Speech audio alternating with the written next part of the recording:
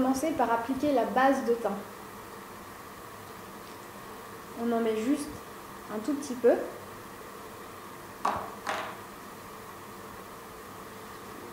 Et on l'étale d'abord sur le front, puis sur les joues, le menton, et on finit avec le reste sur le nez. Les zones T.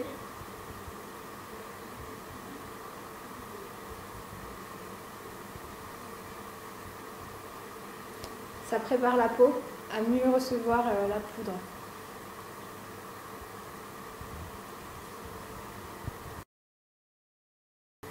Une fois qu'on a appliqué la base de fond de teint, on choisit le fond de teint en accord avec sa carnation. Comme on est en hiver, on prend la couleur la plus claire. On met un tout petit peu de poudre dans le couvercle, un tout petit peu, c'est pas la peine d'en mettre beaucoup. Avec le pinceau, on tourne et on chauffe la poudre jusqu'à ce qu'il n'en reste plus du tout dans le fond du couvercle. On tape le pinceau pour enlever l'excès et on applique sur le visage. On peut commencer par le front, les joues, le nez,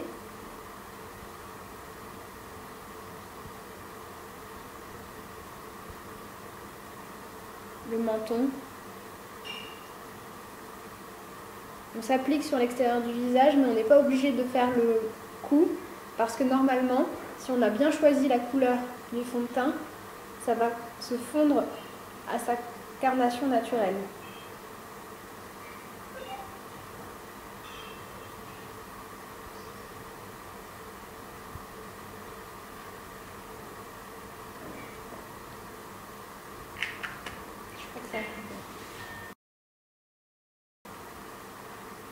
Une fois qu'on a appliqué le fond de teint sur la totalité du visage, on passe au correcteur avec le petit pinceau anti-cerne. On remet un tout petit peu de poudre, c'est le même système. On tourne, on chauffe la poudre. On tape le pinceau pour enlever l'excès et on peut cacher les imperfections. Faustine, elle n'a pas beaucoup d'imperfections. J'en trouve pas, hein. Il y a un petit bouton là, allez.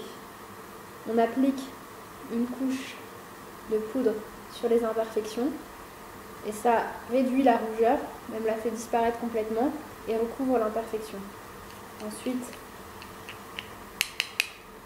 on peut aussi utiliser le pinceau anti-cerne justement pour recouvrir les cernes.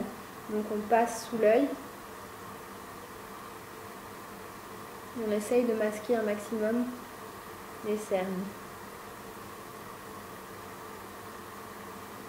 Je le fais que d'un côté parce que c'est plus facile, mais je vais essayer de faire de l'autre aussi pour unifier.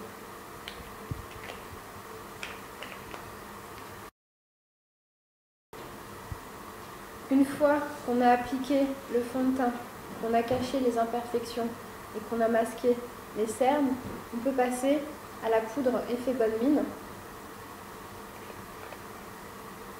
Donc c'est un peu le même principe. On en met un peu sur le couvercle.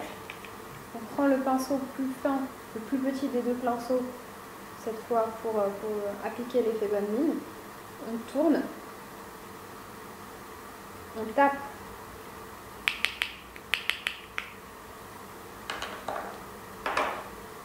pour enlever l'excédent.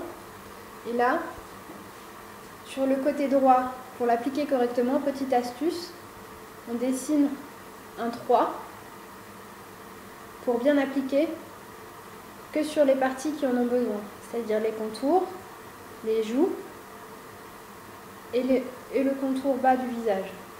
De l'autre côté, on fait un 3 à l'envers, les contours, les joues et le contour bas du visage. Donc, je recommence, les contours, les joues et le contour bas. Le contour, les joues et le contour bas. on peut déjà remarquer que ça trace les joues et que ça donne justement un effet bonne mine, l'effet souhaité. Pour finaliser, on utilise la dernière poudre, Minéral Veille, qui va donner un aspect fini à votre teint. Donc c'est le même principe, on met un tout petit peu de poudre dans le couvercle, on tourne, on enlève l'excès de poudre du pinceau et on passe sur tout le visage. On n'oublie pas les yeux, les zones T.